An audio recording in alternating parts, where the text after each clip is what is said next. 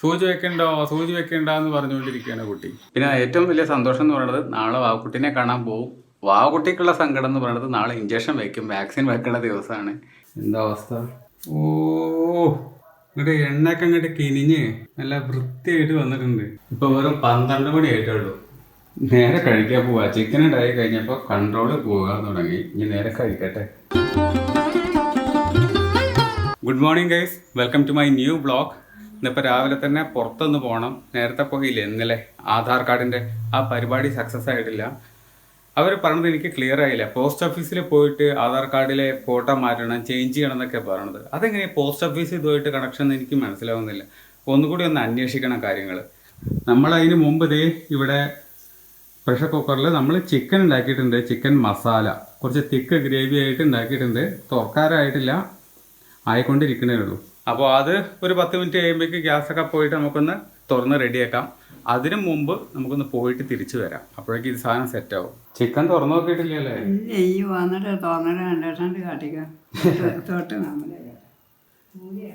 ഗ്യാസൊക്കെ പോയാ? ഗ്യാസൊക്കെ പോയി. കയ്യിൻ്റെ മുകളിലേക്ക് ഉണ്ട് അടിക്കും. ഇപ്പം അതിൻ്റെ പുക, ചൂട്, എന്താ അവസ്ഥ? ഓ, അടിപൊളിയായിട്ട് വന്നിട്ടുണ്ട് കേട്ടോ കാണുമ്പോൾ. ഇങ്ങോട്ട് എണ്ണയൊക്കെ അങ്ങോട്ട് കിനിഞ്ഞ് നല്ല വൃത്തിയായിട്ട് വന്നിട്ടുണ്ട്. കുറച്ച് വെളിച്ചെണ്ണ കൂടി ഒഴിക്കാമല്ലേ? ഇതിൽ ഉപ്പുണ്ടോ മുളകുണ്ടോ എന്നൊന്നും ഞാൻ നോക്കിയിട്ടില്ല. ചോലക്ക് ലേശം ഇട്ടിട്ടുണ്ട് വരുമോ? ഇപ്പം എണ്ണ വെച്ചപ്പോൾ ഒന്നെടുത്ത് താണതാവേ. ആ കഷ്ണം നോക്കിയൊക്കെ, കഷ്ണത്തിൽ എത്ര ഇടും ഉപ്പ്? ചൂടൊന്നുമില്ല. അപ്പം ആറ്റി വെച്ചതാ. ആ കഷ്ണം എടുത്ത് വയലിട്ട് നോക്കിയാൽ എരിവ് പാകമാണോ ഉപ്പ് പാകമാണോ? വെന്തില്ലേ? നല്ല വെണ്ണ പോലെ വെന്തില്ലേ? ഇനി ഞാനൊന്ന് നോക്കട്ടെ.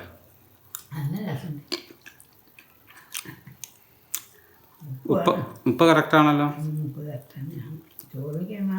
കറക്റ്റാണ് ഉപ്പ്. അങ്ങോട്ടുമില്ല ഇങ്ങോട്ടുമില്ല, ഒരു അണ വീട വ്യത്യാസം ഇല്ലാതെ കറക്റ്റാണ്.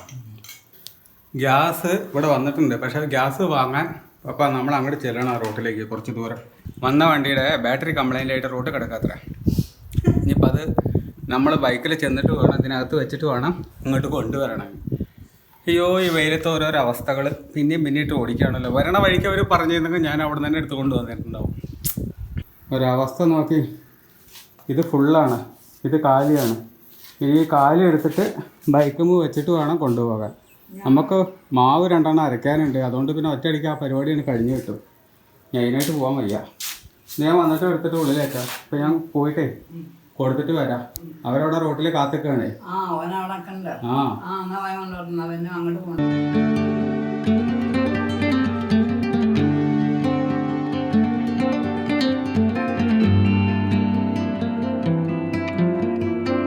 അങ്ങനെ അതാ മാവ് അരച്ച് കൊണ്ടുവന്നു. സ്ഥലമില്ലാണ്ട് ഇങ്ങനെ തൂക്കിയിട്ടാണ് കൊണ്ടുവന്നത് 2 എണ്ണമായിട്ട്. ഈ സാധനം ഉള്ളിൽ കയറ്റി വെക്കണം. നല്ല വെയിറ്റ് ഉണ്ട്. അപ്പം ഒരു വെയിൽ, അതാ സഹിക്കാൻ വയ്യാത്ത കാര്യം. എന്തൊരു വെയിലറിയോ? ഇപ്പോൾ വെറും 12 മണി ആയിട്ടുള്ളൂ. നേരെ കഴിക്കാൻ പോവാ. ചിക്കൻ ഉണ്ടായി കഴിഞ്ഞപ്പോൾ കൺട്രോള് പോകാൻ തുടങ്ങി. ഇനി നേരെ കഴിക്കട്ടെ. സംഭവം നല്ല രസമായിട്ട് വന്നിട്ടുണ്ട് കേട്ടോ, അല്ലേ? ഇതൊക്കെ ഇഷ്ടമായില്ലേ ചിക്കൻ? ടേസ്റ്റ് ഉണ്ടല്ലോ, എല്ലാം കറക്റ്റായിട്ട് വന്നു. വേറെ ഒന്നുമില്ലേ? ആ തൈരുണ്ട്. ഓക്കെ, മതി. ഇനിയിപ്പോൾ ഒന്നും ഉപ്പേരി സാധനങ്ങളൊന്നും ആവശ്യമില്ല. ഈ സാധനം ഉണ്ടെങ്കിൽ വേറെ ഒന്നിൻ്റെ ആവശ്യമില്ല. എല്ലാം ബാക്കിയാവുള്ളൂ. വേറെ ഒന്നും കഴിക്കൂല. പപ്പടം ഉണ്ടല്ലോ ഇതിനകത്ത്. പുറത്ത് വെയിലത്ത് പോയി വന്നു. നമ്മുടെ ആധാർ കാർഡിന്റെ പരിപാടി അന്വേഷിക്കാനും മറ്റുമായിട്ട്. പിന്നെ ഗ്യാസും കുറ്റിക്ക് വേണ്ടി പോയി. നല്ല ഗംഭീര ചൂടായിരുന്നല്ലോ. ഇപ്പം ചൂടേ ഇല്ല.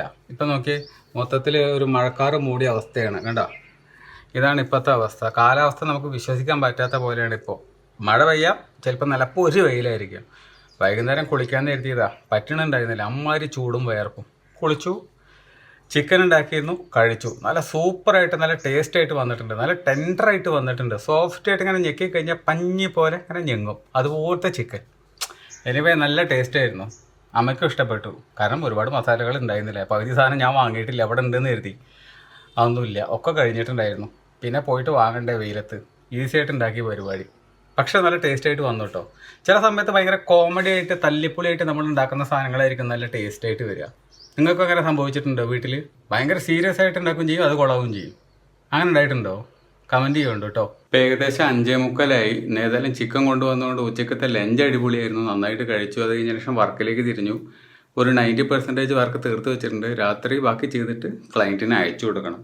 പിന്നെ നാളത്തെ പരിപാടി എന്താ ചോദിക്കുകയാണെങ്കിൽ വാവക്കുട്ടിയുടെ അടുത്തേക്ക് പോകണം. വാവക്കുട്ടിക്ക് വാക്സിനേഷൻ ഉണ്ട് നാളെ. അപ്പോൾ അമ്മ ബുക്ക് ചെയ്യാമെന്ന് പറഞ്ഞിട്ടുണ്ട്. ബുക്ക് ചെയ്തിട്ട് അപ്പോയിൻമെൻറ്റ് കിട്ടിക്കഴിഞ്ഞിട്ടുണ്ടെങ്കിൽ നാളെ നമുക്ക് പോയിട്ട് വാവക്കുട്ടിക്ക് വാക്സിനേഷൻ ചെയ്യണം.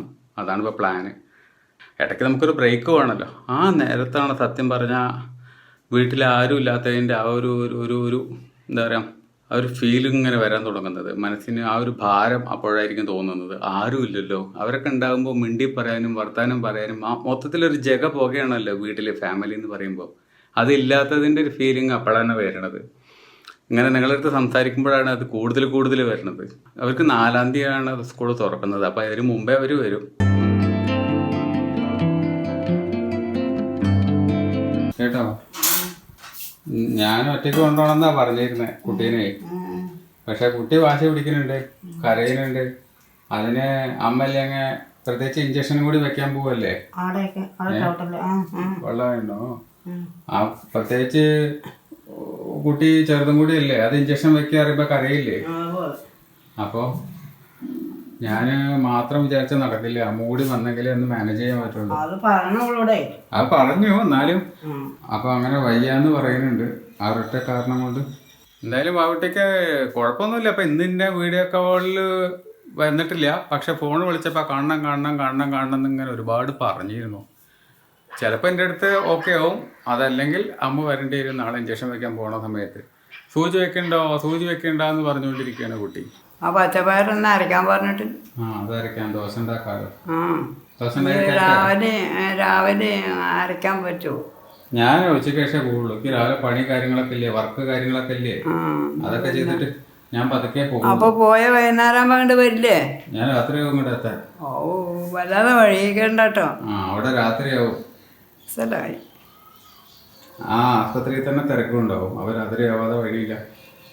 നോക്കട്ടെ, വല്ലാതെ വൈകിട്ട് ഇല്ലെങ്കിൽ ഞാൻ എന്തായാലും പോരും. ഒരുപാട് വൈകിയാലാണ് പ്രശ്നം. വേണ്ടോ അങ്ങനെ പോരണ്ട, എനിക്ക് പേടിയാണ്. നിങ്ങൾക്ക് ദോശ ഉണ്ടാക്കിയാലോ?